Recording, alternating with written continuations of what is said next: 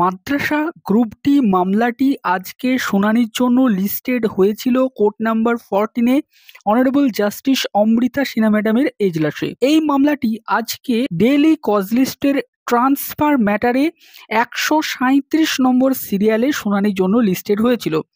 গতকাল অর্থাৎ 7ই অক্টোবর এই মামলাটিকে মেনশন করানো হয়েছিল শুনানির জন্য, কিন্তু বিচারপতি গতকালকে এই মামলাটিকে শোনেননি।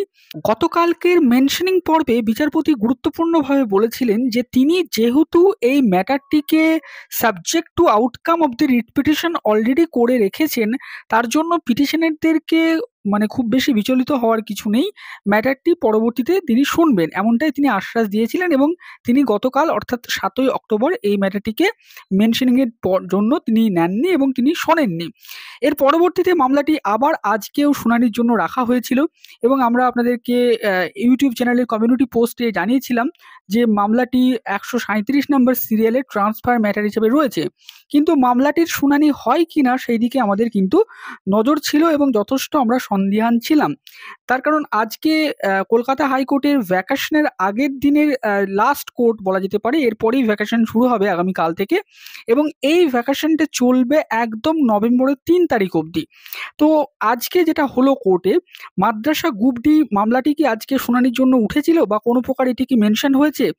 মাদ্রাসা গ্রুপ ডি মামলাটির পরবর্তী শুনানি কবে হতে পারে এবং গ্রুপ ডি যে নিয়োগের যে ফাইনাল প্যানেল প্রকাশ করা হয়েছে সেই প্যানেলের ভিত্তিতে কি কমিশন নিয়োগ করতে পারবে? তো এই গুরুত্বপূর্ণ 2-3টি বিষয় আপনাদের সাথে ছোট্ট করে আজকে আপডেট দেওয়ার চেষ্টা করব। প্রথমেই বলি, আজকে যখন অনারেবল জাস্টিস অমৃতা সিনহা ম্যাডামের এজলাস বসে কোর্ট নাম্বার 14-এ, তখন আমরা যেটা দেখলাম যে অনারেবল জাস্টিস প্রথম দিকে যখন মেনশনিং করছিলেন অন্যান্য আইনজীবীরা অন্যান্য ম্যাটার, তখন তিনি কিন্তু আজকে পরিষ্কারভাবে একটি কথা বললেন যে তিনি আজকে কজ লিস্টের প্রথম দিকের টু বি মেনশন বলে যে পোর্শনটুকু রয়েছে 1 থেকে 14 আইটেম, সেইটুকু তিনি শুনবেন। তারপরে যে সমস্ত ম্যাটার আর্জেন্ট বেসিসে মেনশন করানো হচ্ছে তাদের নিয়ে যে সাপ্লিমেন্টারি লিস্ট প্রকাশিত হবে, ডেইলি লিস্ট এবং অরিজিনাল সাইডের লিস্ট, অ্যাপিলেট লিস্ট, তো সেই দুটো লিস্টকে তিনি কিছুটা শুনবেন। তারপরে তিনি কিন্তু আজকে আর কোনো ম্যাটারকে শুনবেন না এবং তিনি পরিষ্কারভাবে একটি বিষয় বলে দেন আজকে প্রথমেই যে ট্রান্সফার ম্যাটারে তিনি কিন্তু আজকে হাত দেবেন না।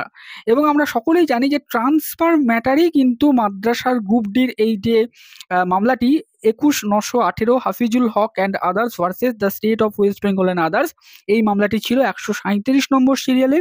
তখনই আমরা বুঝে গেলাম যে আজকে মাদ্রাসার ম্যাটারটির কিন্তু হিয়ারিং হবে না, কিন্তু আশায় ছিলাম যে যদি কোনো আইনজীবী হয়তো মেনশন করাতে আসে, কিন্তু দেখলাম যে কোনো আইনজীবী আজকে মেনশন করলেন না। এতে আইনজীবীদের দোষ দিয়ে লাভ নেই, তার কারণ বিচারপতি আজকে মেনশন করলেও কিন্তু এই ম্যাটারটিকে শুনতেন না বলেই কিন্তু আমাদের মনে হলো।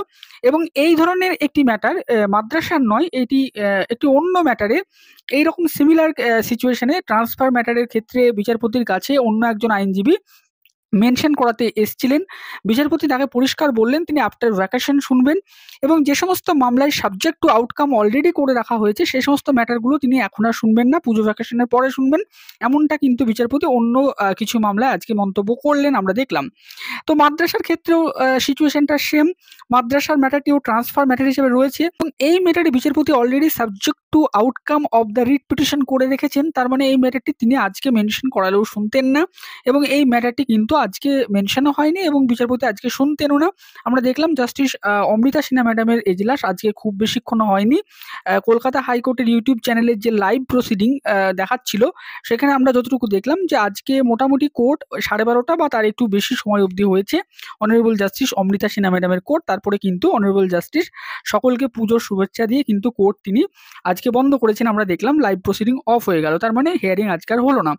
তো পরবর্তী ক্ষেত্রে মাদ্রাসার তাহলে পরবর্তী শুনানি আমরা যদি ওয়েবসাইটে দেখি তাহলে এখনো অবধি কোনো আপডেট পাচ্ছি না, কিন্তু আশা করা যায় পুজো ভ্যাকেশনের পরে যখন কলকাতা হাইকোর্ট খুলবে তখন এই মাদ্রাসার ম্যাটারটির শুনানি হতে পারে। এবার মাদ্রাসার গ্রুপ ডি নিয়োগের যে ফাইনাল প্যানেল বেরিয়েছে, তো সেখানে কি কাউন্সিলিং বা জয়নিং করানো যেতে পারে? তো সেই নিয়ে দেখুন কোর্টের কোনো স্পেসিফিক বিধিনিষেধ নেই। মহামান্য বিচারপতি পরিষ্কার বলেছিলেন যে পরবর্তী যা প্রক্রিয়া হবে সেটা এই মামলার উপর নির্ভর করবে। কিন্তু পরবর্তী প্রক্রিয়া কি করা যাবে বা কি করা যাবে না এরকম কোনো বিধিনিষেধ কিন্তু মাননীয়া বিচারপতি তিনি কিন্তু দেননি। অর্ডারেও তিনি উল্লেখ করেননি। তিনি কালকেও পরিষ্কার উল্লেখ করেছেন যে অ্যাপয়েন্টমেন্ট যদি দেওয়া হয় তাহলে সেটাও subject to outcome of this petition থাকবে। মাদ্রাসা সার্ভিস কমিশন পরবর্তীতে পুজোর ছুটিটা পরে তারা যদি মনে করে যে তারা অ্যাপয়েন্টমেন্ট দেবে তাহলে তারা সেটা দিতে পারে, কিন্তু সেই অ্যাপয়েন্টমেন্টটা কিন্তু এই মামলার শুনানির ওপরে বা জাজমেন্টের ওপরে নির্ভর করবে, এটা কিন্তু পরিষ্কার। তো আজকের আপডেট এতটুকুই ছিল, আর কথা বাড়াবো না। তো এই আপডেটটুকু দিলাম। আজকে হিয়ারিং হয়নি এবং পরবর্তী হিয়ারিং পুজোর পরে হওয়ার সম্ভাবনা রয়েছে। তো ভিডিওটি শেষ অবধি দেখার জন্য আপনাদের সকলকে জানাই অসংখ্য ধন্যবাদ। আমাদের চ্যানেলে নতুন হলে চ্যানেলটি সাবস্ক্রাইব করবেন এবং সকলকে জানাই আগামী দুর্গাপুজোর অনেক শুভেচ্ছা, ভালোবাসা, অভিনন্দন। সকলে ভালো করে পুজো কাটান, উৎসবে সকলকে উৎসবের অনেক শুভেচ্ছা। সকলে ভালো থাকবেন।